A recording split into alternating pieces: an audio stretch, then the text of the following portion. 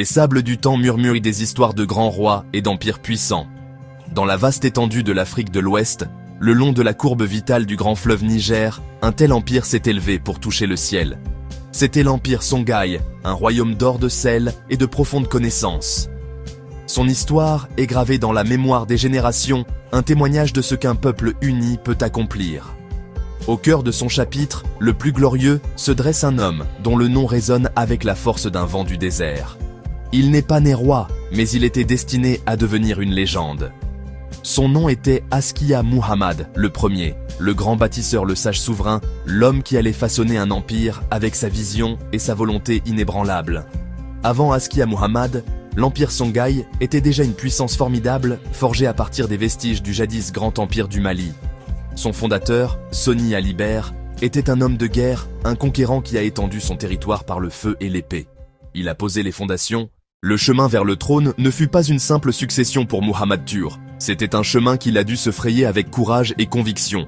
Après la mort du puissant conquérant Suni Ali, son fils, Suni Barou, a pris les rênes du pouvoir. Cependant, le nouveau roi a refusé d'embrasser la foi islamique. Cela suscita une grande inquiétude parmi les érudits de Tombouctou et parmi les influents marchands musulmans.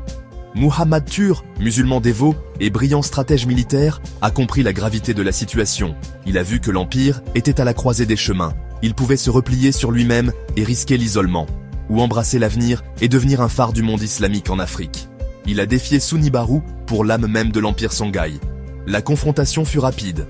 En 1493, lors d'une bataille décisive, les forces de Muhammad Tur vainquirent Suni Barou. Il monta sur le trône non comme usurpateur, mais comme réformateur. Il prit le titre d'Askia, un rang de haute distinction militaire. Ce titre devint le nom de sa dynastie. Ses premières actions furent d'unir le peuple, pas de punir. Il s'engagea à fonder un empire sur la loi islamique, la justice, l'ordre et la recherche du savoir. Ce fut l'aube d'une nouvelle ère pour le Songhai. Les objectifs d'Askia Muhammad étaient vastes. Il visait un gouvernement centralisé pour gérer les territoires. Son règne se voulait un nouveau départ audacieux et ambitieux. Un empire aussi vaste que celui du Songhai ne pouvait être dirigé par un seul homme. Askia Muhammad le savait bien. Son génie ne résidait pas seulement dans les victoires militaires, mais dans la construction de systèmes qui lui survivraient. L'une de ses premières tâches fut de réorganiser complètement l'administration de l'empire. Il remplaça l'ancien système, souvent chaotique, des chefs locaux, par une bureaucratie structurée et centralisée. Il comprit que pour contrôler un géant, il fallait lui donner une ossature solide. Il divisa son empire en provinces distinctes, chacune gouvernée par un fonctionnaire loyal qu'il nommait lui-même. Cela garantissait que chaque recoin du royaume était connecté à l'autorité centrale de la capitale, Gao. Ces gouverneurs n'étaient là pas de simples dirigeants, ils étaient là les yeux et les oreilles de l'empereur. Ils étaient responsables de la collecte des impôts, du maintien de l'ordre et de l'administration de la justice, conformément aux lois établies par le gouvernement central. Il créa un cabinet de ministres pour superviser les départements clés. Ministre des Finances, ministre de la Justice, ministre de l'Agriculture, ministre des Forêts et des Voies navigables. Ce niveau d'organisation était révolutionnaire pour l'époque. Cette nouvelle structure apporta la stabilité à une région qui avait connu des bouleversements constants. Désormais, le pouvoir émanait d'un système clair et prévisible. Il connaissait les lois. Il savait qui était en charge. Ce cadre administratif fut le fondement des autres grandes réalisations. Un grand empire ne peut être bâti uniquement sur le pouvoir. Il doit reposer sur la justice. Askia Muhammad était un homme profondément religieux, et il croyait que la loi devait s'appliquer équitablement à tous, du plus riche marchand au plus pauvre fermier. Il a fait des principes de la loi islamique, la charia, la base du système juridique à travers l'empire Songhai. Ce fut un changement radical. Avant son règne, la justice était souvent arbitraire, dépendant des coutumes locales ou des caprices d'un chef puissant. Askia a remplacé cette incertitude par un code de loi clair et écrit, compris et respecté dans son vaste domaine. Pour s'assurer que ce nouveau système juridique soit administré équitablement, il a établi un réseau de tribunaux. Il a nommé des cadis, ou juges, dans toutes les grandes villes, Tombouctou, Gao et Djenné. C'étaient des hommes de grande érudition, des experts en jurisprudence islamique, connus pour leur intégrité et leur sagesse. Ils écoutaient les différends, pesèrent les preuves et rendirent des verdicts basés sur les lois établies. Cela a créé un sentiment de confiance envers le gouvernement. Les gens savaient que s'ils subissaient un tort, ils pouvaient chercher réparation. Bien qu'Askia Muhammad fût un homme de paix et de justice, il était aussi un brillant commandant militaire qui comprenait qu'un empire ne pouvait prospérer que s'il était en sécurité. Il savait qu'une armée forte n'était pas seulement destinée à conquérir de nouvelles terres, protéger la paix, défendre les frontières, sauvegarder les routes commerciales vitales qui étaient les artères de l'empire.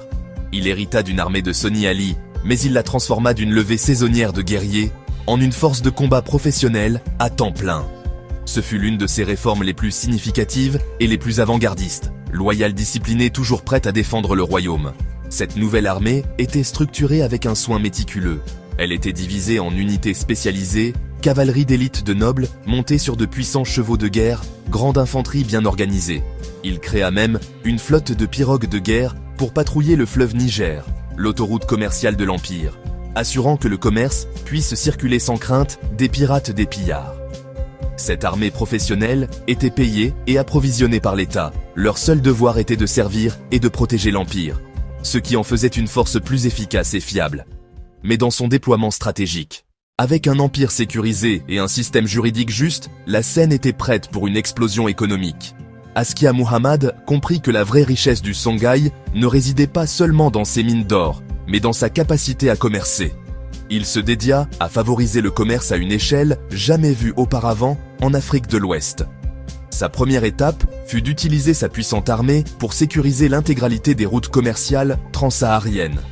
Des mines de sel du désert profond aux marchés animés du Sud, l'autorité d'Askia garantissait un passage sûr pour les caravanes.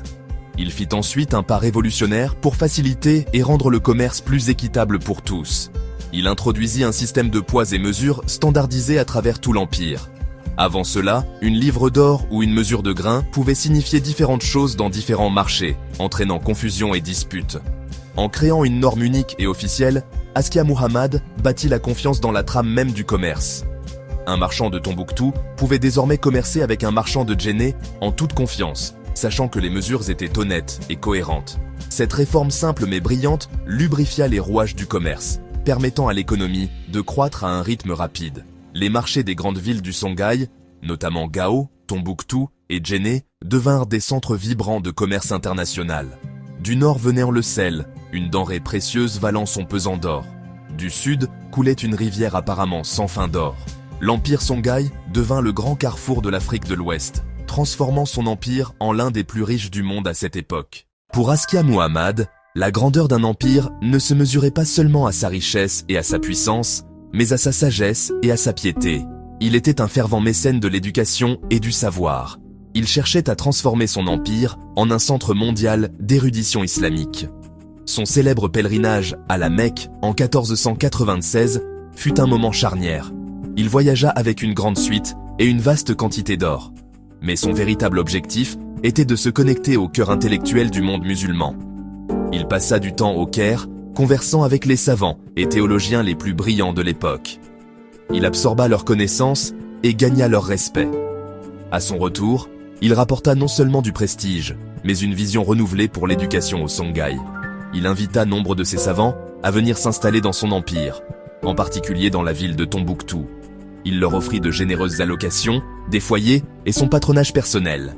Il créa un environnement où les activités intellectuelles étaient célébrées et soutenues au plus haut niveau. Il investit des ressources dans l'université de Sankoré à Tombouctou. Il aida aussi d'autres madrasas à se développer. Il établit des bibliothèques. Et il finança la copie de livres importants, rendant le savoir plus accessible que jamais. Sous son règne, le Songhai connut une véritable renaissance culturelle. Il venait étudier la théologie, il venait étudier le droit, il venait étudier la médecine, il venait étudier l'astronomie, il venait étudier les mathématiques, il venait étudier la littérature.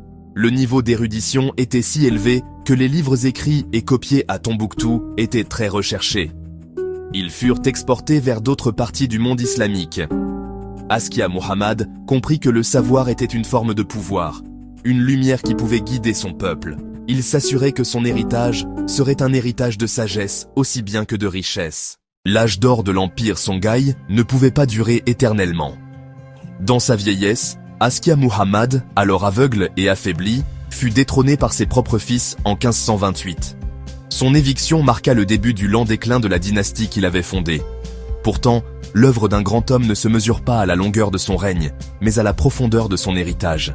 Les systèmes qu'il a bâtis, les idées qu'il a défendues et la culture qu'il a nourrie ont perduré longtemps après sa disparition. Il l'avait fondamentalement remodelée, laissant une marque indélébile sur l'histoire de l'Afrique et du monde. Son plus grand héritage fut la création d'un modèle de gouvernance efficace et juste. Ses réformes administratives, sa bureaucratie centralisée, son système fiscal équitable et son armée professionnelle ont fourni un modèle de construction étatique bien en avance sur son temps. De plus, l'héritage d'Askia Muhammad brille de tout son éclat dans les domaines de l'éducation et de la culture. En faisant de Tombouctou un centre d'apprentissage de renommée mondiale, il a prouvé que l'Afrique n'était pas à la périphérie de la vie intellectuelle, mais en son centre même. Il a favorisé un environnement où la connaissance était précieuse, où les livres étaient vénérés et où le débat savant était encouragé. Cet héritage remet en question les récits étroits de l'histoire et constitue un puissant témoignage du riche patrimoine intellectuel de l'Afrique. Les manuscrits de Tombouctou qui subsistent sont un lien direct avec l'âge d'or qu'il a créé, un rappel d'une époque où une ville africaine était l'une des grandes capitales intellectuelles du monde. Aujourd'hui, alors que l'Afrique trace son chemin vers l'avenir, l'histoire d'Askia Muhammad Ier reste une puissante source d'inspiration. Il nous montre ce qui est possible lorsqu'un leader a une vision audacieuse et la volonté de la concrétiser. Il nous rappelle que le passé de l'Afrique est rempli de grands bâtisseurs, penseurs et innovateurs.